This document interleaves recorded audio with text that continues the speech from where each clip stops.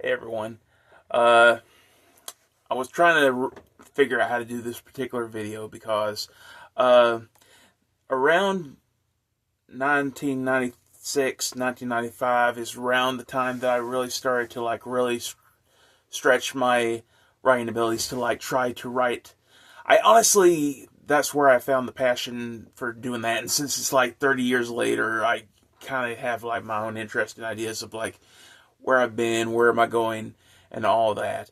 So I was honestly depressed as everything, back around the time I was going from middle school into high school, around 97.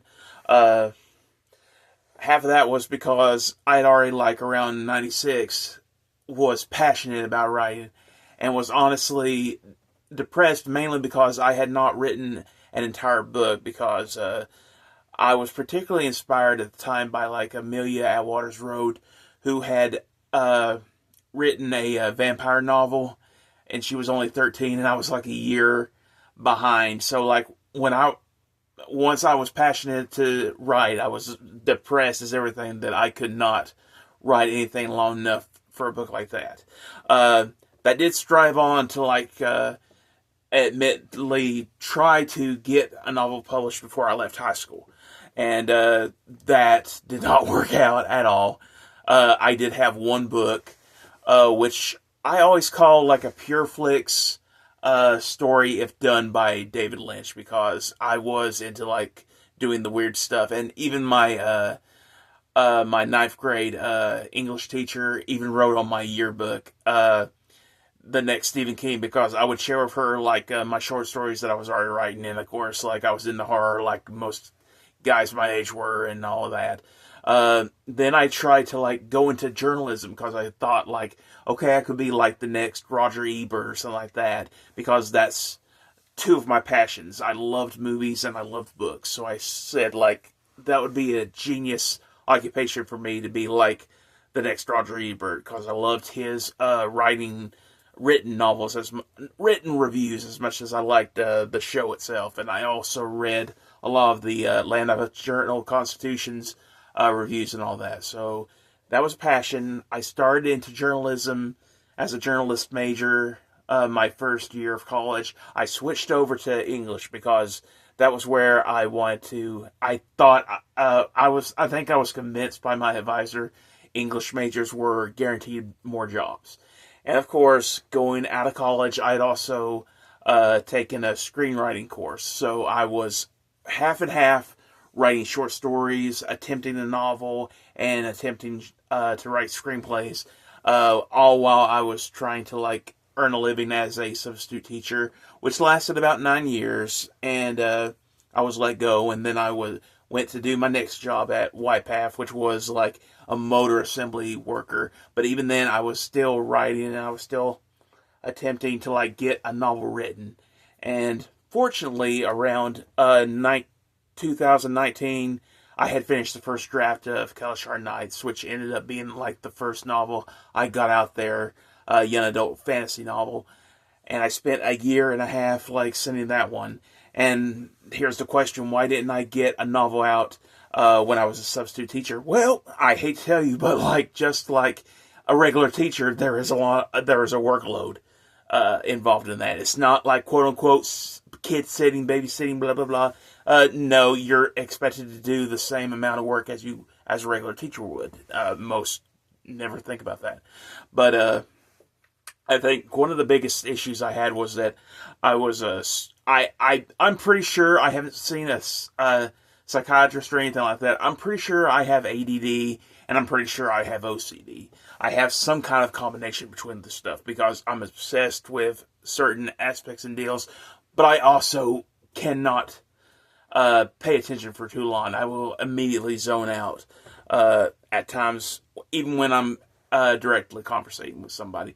So that may have been the effort. I'm also in a certain, back then at least, in my late 20s, early 20s, I was obsessed with perfectionism and stuff like that, even though all that, blah, blah, blah, blah, blah. I really think it was just a situation of where, I was incredibly passionate, but could not get the completed work out there as much as I can.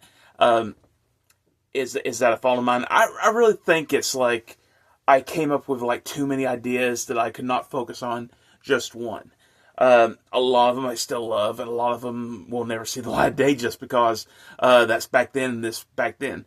Uh, so I spent a year and a half of trying to get an agent for Kelshire Nights. Did not happen, and then COVID happened. So like I was shockingly enough, I only was out for a week in quarantine when my dad ended up getting it. So like apart from that, I was working nonstop all through 2020. Whenever like we didn't have the workplace closed down. So I was struggling on that end, and I finally decided in 2021 I have this uh, Kindle Direct publishing with Amazon. And I'm sure like there's other systems out there now, but I just go with like the Amazon said. Um, so I said like I'm gonna try this out this way and do that, and not financially successful, but I did get a lot of good feedback for those that did buy it. So I did say that like I focused on their novel. And again, I also think like I was dealing with a lot of depression because I had focused myself that like do not get discouraged. This is not going to be like a financial success. Nobody's going to know your name, but I think even like physically, my body was just saying like I'm tired of doing all this work and nobody give a care. So that may have been it. It's also an issue that I had with like in my 20s and 30s, like where like I would start one story and then I'd go on to another one, and then I'd go on one story and go on with another one. Not a bad thing to have, because when you actually do have writer's block, you can like switch to another movie. It's pretty much say like I'm not going to finish this one. Let me finish this one, and just jump into that, blah blah that. I did find like a good way to like recycle a lot of old stories that I had never published, and that's what pulp yarns largely is when I take what that the first volume was like taking some stories I didn't know were finished and could finish, and just show what else I can do besides like young adult fantasy, because I did say like I wanted to like right from the start show that I could do like a lot of different things. So ultimately, after 30 years of attempting to become an amateur author, and I'm still an amateur author, I'm sorry, I do not make enough to afford not having a job, and I love these people, especially singers. I know so many musicians that are passionate and can find a way to like make it financially successful, at least to a point where like that's where you can put your focus on. I sadly don't have that. I really have never had that, just because like life got in the way. Life does all that, and like of course the economic system has pretty much been the pot for like the past 20 years alone. So it's all that. But 30 years as an author, what have I got to say about it? Keep dreaming, keep trying. It's unfortunately like a lot of people that are so talented, they're not going to get shots to really do their thing. But I have made an effort to try. And fortunately, I have made some leeway. It's just taken so long, and I really, even as I'm getting older, I keep saying, like, how long can you actually do this? But even then, I really got to a point where, like, I may have been, like, 32 or something, like, where I was really down on myself and really just saying, like, you're never going to have a career on this. You're never going to be... And I wasn't even aspiring to be, like, on the success of authors like Tom Clancy or Stephen King or something like that. They are so financially successful. And I never had that. I just wanted to try to get my work out there. And a lot of passion has definitely fueled a lot of this. And even back then when I just said, you're never going to make a career out of this, I had to come to a point where, like, okay, I'm not going to be highly successful, probably not even moderately successful.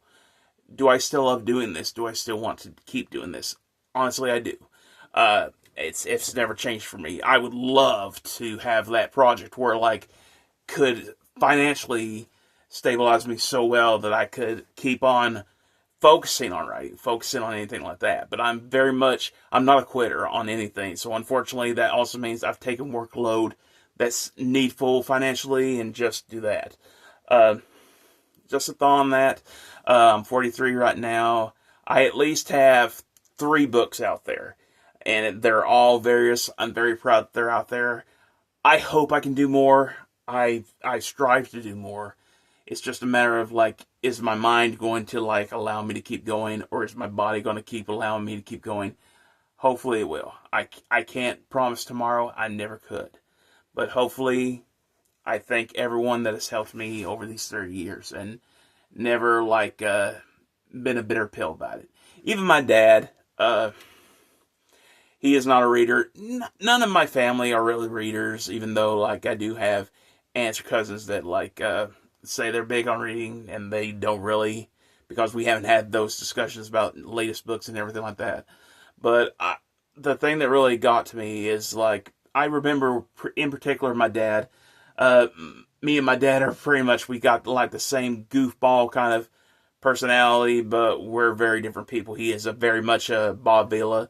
I'm a Tim Taylor. We're like, you don't ask me to fix something unless you want your house to blow up. But I do remember this one time in church where he gave a testimony that he said like, I appreciate that my children love to read because it's so difficult for me.